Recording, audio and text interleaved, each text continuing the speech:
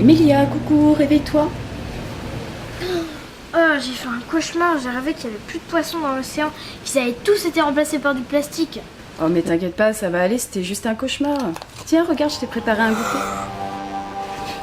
En 2050, il y aura plus de plastique que de poissons dans la mer. Il est encore temps de faire quelque chose.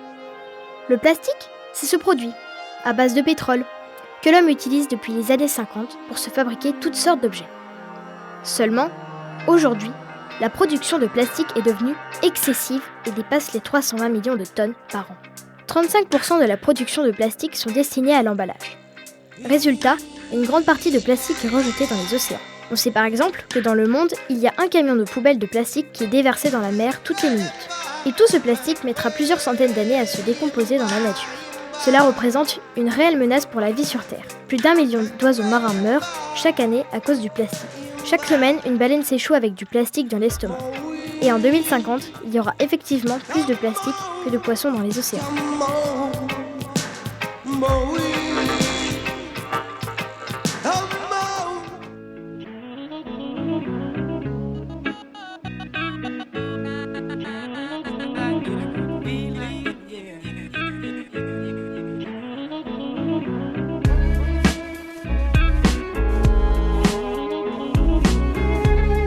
Comment réduire le plastique dans les océans ? Pour découvrir ça, nous allons monter à bord du Race for Water. Plus qu'un simple navire, c'est un véritable projet pour protéger l'environnement.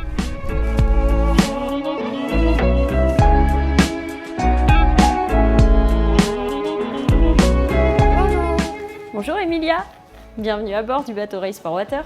Merci. Race for Water, c'est en anglais, mais qu'est-ce que ça veut dire ? Ça veut dire la course pour l'eau. Quand est né ce projet et quel est son but ?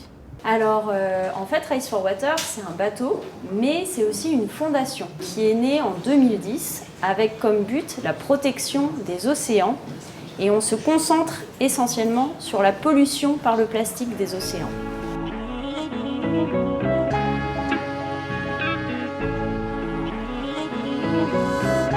Les voyages de Race for Water s'appellent les Odyssées. Combien est-ce que vous en avez fait ? Alors on a eu 2 odyssées. Un premier odyssée qui a eu lieu en 2015 sur un trimaran de course. En fait, ils ont fait un tour du monde très rapide et ils se sont arrêtés sur les îles qui sont proches des zones concentrées en déchets plastiques. Et ils ont mesuré la quantité de macrodéchets qu'on trouve sur les plages. Tiens, regarde cette bouteille. C'est des morsures. En fait, les animaux, parfois, ils prennent le plastique pour de la nourriture. Le problème, c'est que quand ils avalent cette nourriture, elle se stocke dans leur estomac et après, il n'y a plus de place pour les aliments parce qu'ils n'arrivent pas à l'évacuer. Et donc, au bout d'un moment, ils meurent. Donc, aujourd'hui, on fait un deuxième odyssée. En 5 ans, on conduit les missions de la Fondation. C'est ces 3 gouttes, les 3 gouttes d'eau. La première, c'est apprendre. Et on propose aux scientifiques de venir à bord pour étudier la pollution plastique.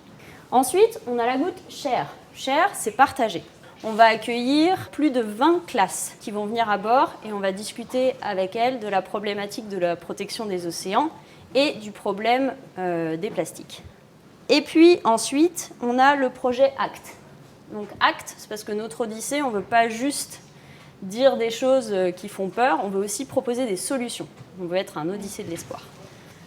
Ça, c'est une machine où en fait, on peut prendre des déchets plastiques, on les coupe en tout petits morceaux et ensuite on les injecte dans cette machine-là. Cette machine-là, c'est une petite vis qui tourne et qui chauffe en même temps.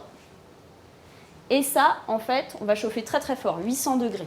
C'est une transformation qui s'appelle une pyrolyse. C'est un petit peu compliqué, mais ce qu'il faut retenir, c'est que les plastiques, en fait, ils sont faits d'éléments relativement simples, du carbone, de l'hydrogène, de l'oxygène. Et quand on les chauffe comme ça, à 800 degrés, eh ben, en fait, on va réussir à casser ces éléments pour revenir aux éléments de base. Et ça va créer un gaz. Un gaz qu'on va pouvoir exploiter pour créer de l'électricité. Pourquoi est-il vital de préserver les océans ? Les océans, c'est 70% de la surface de la planète. Ça nourrit 50% de la population. Et puis aussi, ça, on en est moins conscient, mais en fait, dans les océans, il y a un petit organisme qui s'appelle le phytoplancton. Et le phytoplancton, il est tout petit, on le voit à peine à l'œil nu, mais il agit comme un arbre. Il va faire une photosynthèse. Donc en fait, il va récupérer le CO2 qui est dans l'air, il va capter le carbone et il va relâcher de l'oxygène. Donc 50% de l'oxygène qu'on respire, c'est grâce aux océans. Pourquoi est-ce qu'il y a du plastique dans la mer? Malheureusement, c'est pas tout le temps facile d'organiser les déchets. Et des fois, sur les îles, on va faire un site d'enfouissement. C'est-à-dire qu'on va prendre les déchets, on va creuser la terre, on va les mettre dedans et on va recouvrir. Le problème, c'est que des fois, il n'y a plus de place. Alors ça déborde. Et quand ça déborde, ça va dans les rivières et ensuite dans l'océan. Et puis, il y a des gens qui vont à la plage, qui ne se rendent pas trop compte, qui font un petit pique-nique et hop, ils vont laisser leur petit couvert en plastique. Et ça, la mer, elle va finalement les emporter. Notre mission à nous, c'est d'arrêter que ces plastiques atteignent l'océan. Lorsque le plastique est rejeté dans l'eau, que devient-il? Ça devient des morceaux de plus en plus petits, tu vois. Et ça continue jusqu'à ce qu'on puisse plus du tout les voir. Mais ça ne veut pas dire qu'ils ont disparu. Parce que le plastique reste le plastique. Et donc en fait, plus ils sont petits, plus ils impactent tous les organismes.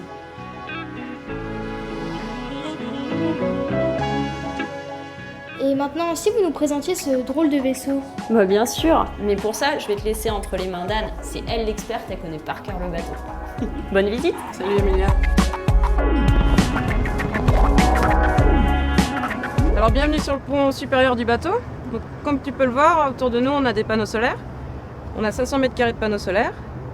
En ce moment on est sur le caisson à hydrogène. Donc à partir de l'eau salée on va pouvoir créer de l'hydrogène. Et on stocke l'hydrogène ici. Et devant nous là, le manoir, c'est le mât pour l'aile de traction qui peut nous tracter lorsqu'on a des bonnes conditions de vent au portant. Ah c'est très pratique, hein. Et puis c'est grand. Ouais.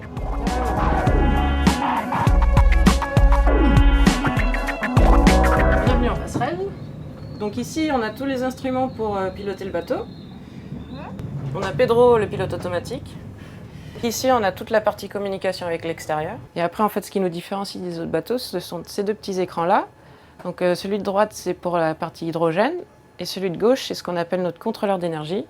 Et en fait, on va pouvoir savoir ce qu'on est en train de produire en ce moment même avec les panneaux solaires, la consommation du bord et le pourcentage des batteries chargées. Ok.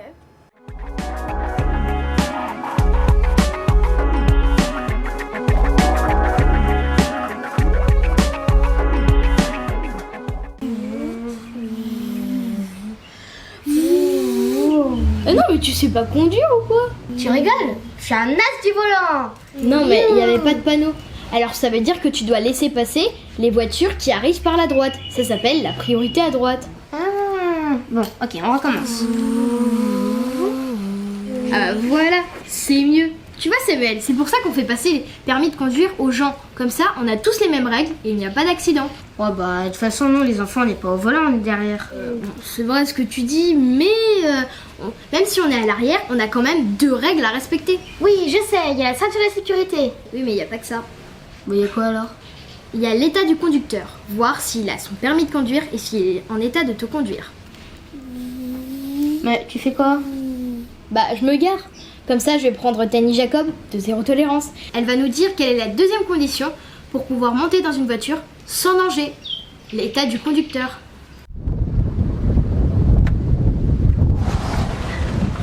Bonjour Tani. Bonjour Emilia.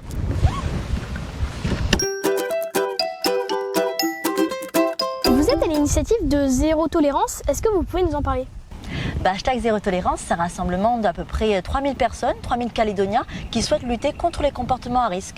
Et un comportement à risque, c'est par exemple quand tu montes dans une voiture et tu n'attaches pas ta ceinture de sécurité, quand tu téléphones en conduisant ou encore quand tu n'es pas en état de prendre le volant, de conduire.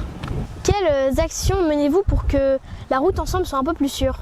D'un côté, il y a la campagne de communication, comme son nom l'indique, qui communique sur les lois, les mesures, les structures qui font de la prévention sur le territoire. Et de l'autre côté, il y a tous les ambassadeurs terrain qui sensibilisent les citoyens et notamment les plus jeunes. En voiture, plus on roule vite, plus la distance nécessaire pour s'arrêter s'allonge. Dans la plupart du temps, rester maître de sa vitesse évite de perdre le contrôle de son véhicule. L'année dernière, en 2018, il y a eu 41 accidents mortels et 52 personnes ont perdu la vie. Et je ne te parle pas du tout du nombre de blessés. Dans 69% des cas, les conducteurs avaient consommé de l'alcool ou une autre substance dangereuse. Alors Tani, un dernier mot pour la route? Oui, toujours être maître de soi-même afin de mieux se protéger, de protéger les autres et faire face à tous les dangers. N'oubliez pas les azous. Ceinture, ok. Chauffeur, ok. Alors on y va? Oh bah si c'est toi, je peux dormir tranquille, hein.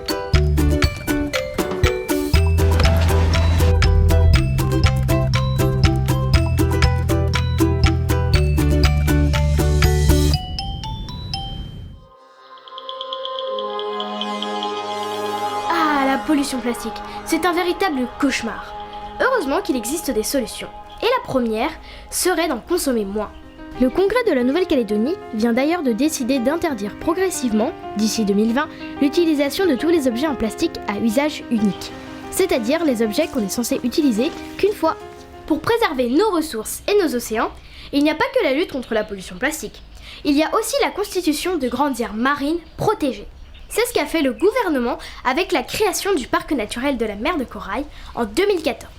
Cette espèce protégée s'étend jusqu'à environ 20 km au-delà de la barrière de corail, jusqu'aux îles éloignées comme Chesterfield, Walpole, Matthew et Hunter, et jusqu'aux récifs Petrie et Astrolabe. Pour apprendre à mieux connaître le parc naturel, tout en s'amusant, je vous propose de découvrir le jeu XXL. On y va ?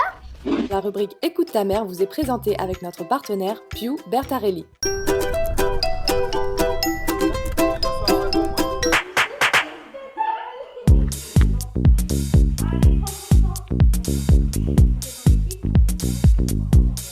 Comment t'as faim ou quoi?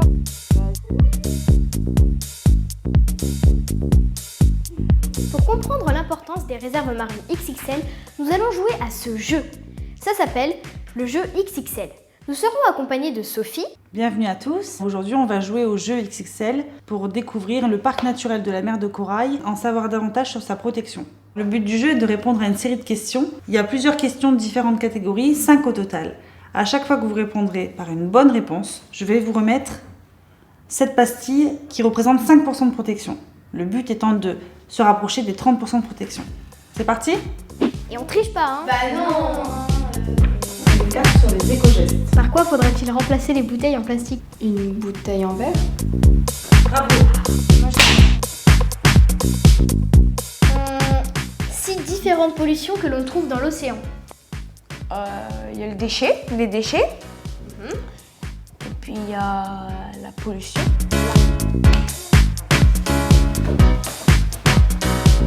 Quel est le premier effet d'une réserve marine? Quel est le premier effet d'une réserve marine? Ça va améliorer l'état de l'océan, je sais pas. Si tu installes une réserve marine, tu vas protéger qui? Ah, les animaux. Les animaux et les plantes dans l'eau, les algues. Ok, donc les animaux, si tu les protèges, ils vont pouvoir faire quoi? Ils vont pouvoir continuer à Vivre plus longtemps Ouais, et aussi se reproduire.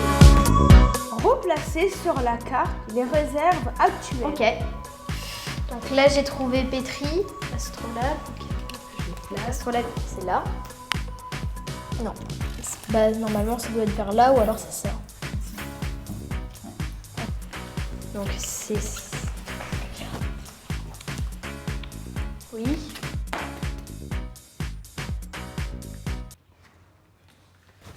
Quels récifs ont été récemment classés en réserve intégrale? Alors, le récif, tu sais que vers août, machin, je crois que c'est eux. Là. On va t'aider de la carte si tu veux. Ouais, c'est eux. Pour nous en parler plus en détail, nous allons faire l'interview de Madame Aurélie Fourdrin qui pourra répondre à nos questions au nom du gouvernement de la Nouvelle-Calédonie. Bonjour. Bonjour Emilia. Pouvez-vous nous parler des récifs protégés au sein du parc naturel de la mer de Corail? Oui, bien sûr. Alors déjà, il faut savoir que les récifs du parc naturel sont vraiment les récifs qui sont éloignés. Cet éloignement fait qu'ils sont protégés du coup des activités humaines, la pollution, la surpêche. Ces récifs-là, en fait, sont considérés comme encore vierges par les scientifiques. Et à l'échelle mondiale, il y a encore très peu de récifs coralliens qui sont considérés comme vierges. Donc le parc avait une énorme responsabilité par rapport à la protection de ces récifs éloignés. Donc l'année dernière, le gouvernement a pris un arrêté qui protège tous ces espaces-là. Donc il y en a une partie qui est en réserve intégrale, voilà, donc là c'est interdiction d'accès pour tout le monde. Et l'autre partie est en réserve naturelle, donc là tu peux y accéder mais uniquement avec une autorisation du gouvernement. Donc, au total, on a 28 000 km² de récifs et de lagons qui ont été protégés. Et pour donner une idée, pour pouvoir comparer, tous les lagons qui sont autour de la Grande Terre, là, c'est 24 000 km².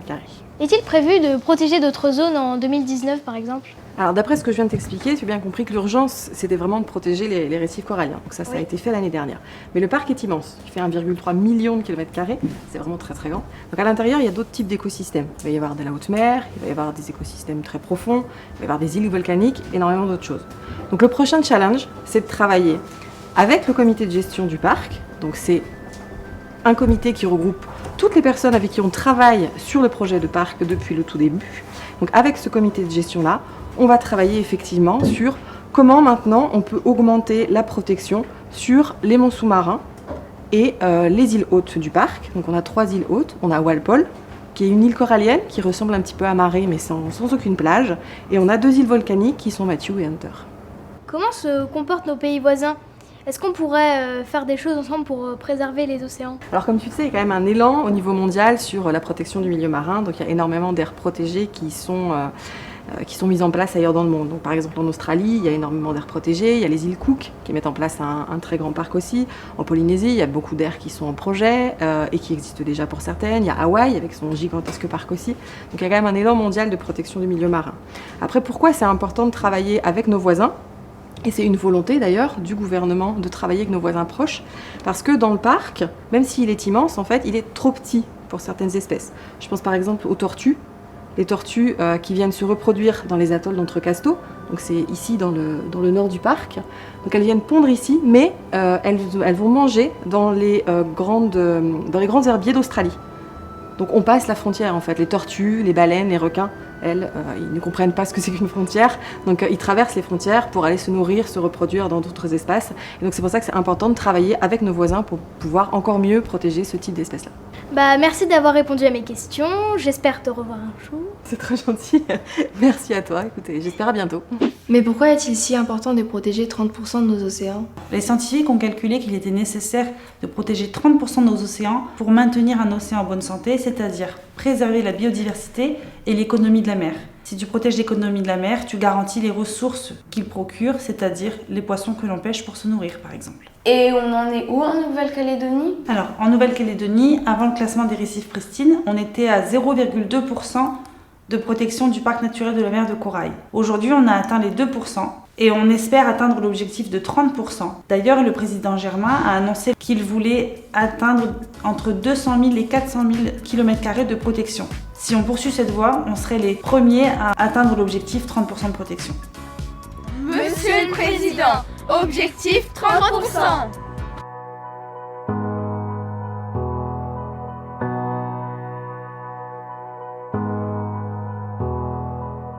Changement de décor?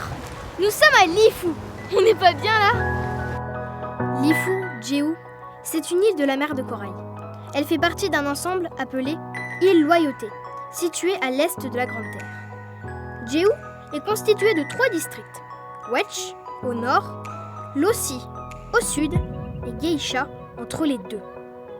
Chacun de ces districts est sous l'autorité coutumière d'un grand chef. Je me trouve sur le site écotouristique de Lifu Nature, dans le district de Wedge, à Hunata, où Bassillé nous proposera une visite guidée de ce sanctuaire écologique lors de la prochaine émission de Zazouille TV. Mais pour l'instant, nous allons à la rencontre de Abin, un sculpteur peu ordinaire qui travaille le santal en mode mystique.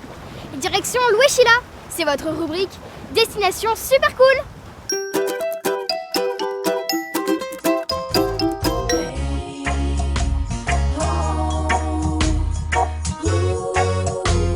N'oubliez pas que la langue parlée à Lifu est le Jehu. Abin, Bozoussé? Abin, je te remercie d'avoir accueilli Zazouille ici. Donc une igname en signe de respect, avec laquelle je voudrais honorer ton nom et ta maison. Oleti. Oleti Atahwat. Merci Amélia ce geste. Avant tout, avant de te remercier ce geste qui est très important dans notre culture, je voudrais d'abord remercier le Seigneur qui est au-dessus de nous, qui nous donne la vie, la lumière. Et je voudrais te dire au nom de ma petite famille ici à la maison, de Oleti Acharwat.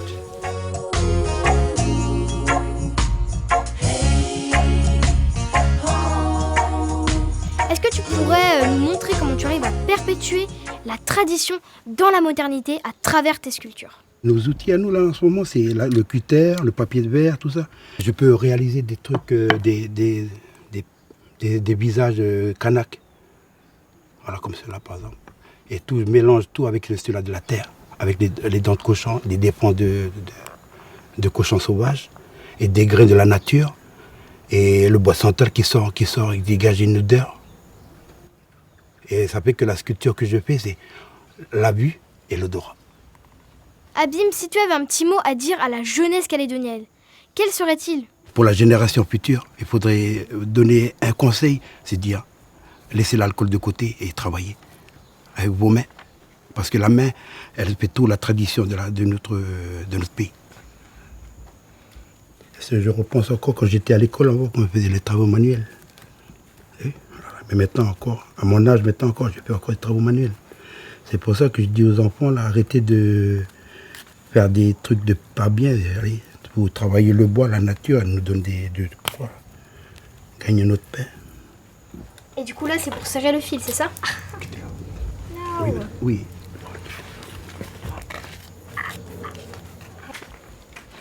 Et après, je te montre le vernis. J'ai un vernis local. Ah, du coup, c'est vous qui le fabriquez, le vernis, ou vous... C'est local, c'est de la nature. Ah là, il est juste devant toi. Ah! Ah, après, tu prends la brosse à dents.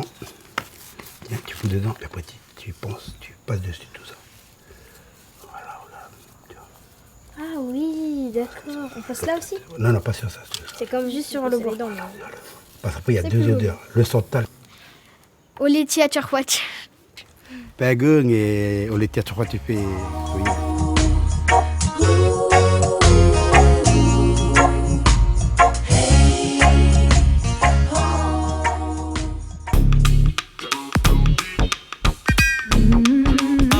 Le samedi 1er septembre 2018, à l'initiative du vice-rectorat et du gouvernement de la Nouvelle-Calédonie, a eu lieu la fête de l'école calédonienne au centre culturel Chibaou. Cette fête est l'occasion pour les élèves de valoriser leurs projets citoyens scolaires. 4 établissements, 962 élèves des 3 provinces depuis le primaire jusqu'à l'université y ont participé. Pour préparer la prochaine fête de l'école calédonienne, je lance un appel à tous les établissements scolaires. Si vous avez un projet à partager, écrivez-nous. Nous vous enverrons un chroniqueur et votre projet sera mis dans Zazouille TV pour la nouvelle rubrique Cas d'école. Attention les Zazous, maintenant, accrochez-vous, c'est la rubrique Sous les projos, avec un coup de cœur pour Wada Productions. Wada, c'est ça.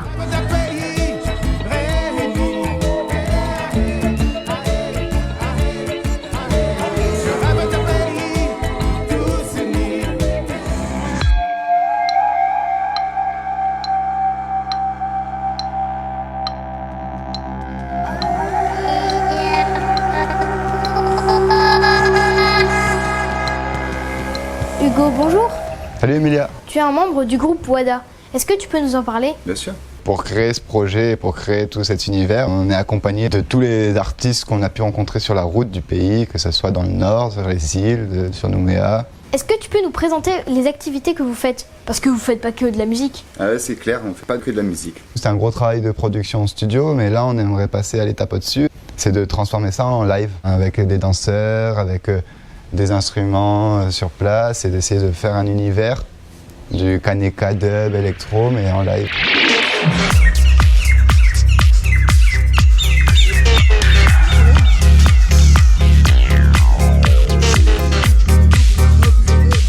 Vous vous êtes déjà produit en live. C'était où?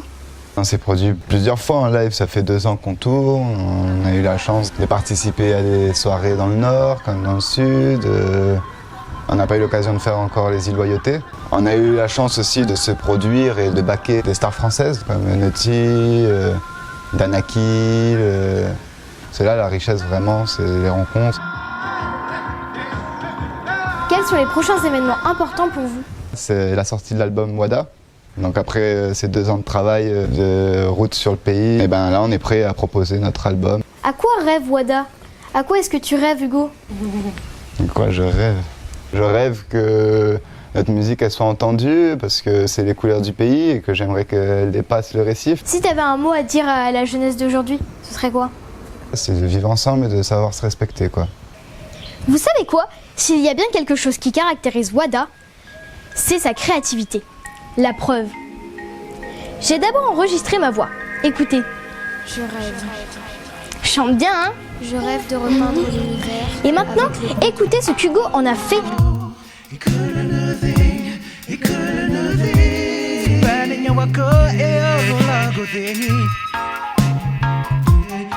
Et ben vous savez quoi les Azous? L'album Colors de Wada est sorti. Alors n'hésitez pas à vous le procurer, à l'écouter. Par contre celui-ci, c'est à moi.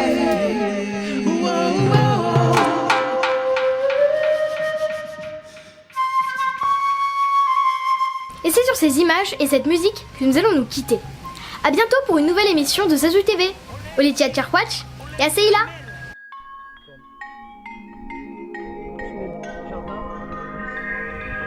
Je rêve. Il faut fermer la porte. Je rêve de repeindre. Ah oui, c'est moi qui dois fermer la porte. Avec Toujours être maître. C'est nul, je suis désolée. Toujours être maître de soi-même. Alors Tani, un dernier mot pour la route? Oui, toujours. Toujours être maître. Ah mais non, je peux le faire, mais... Ok, c'est moi là.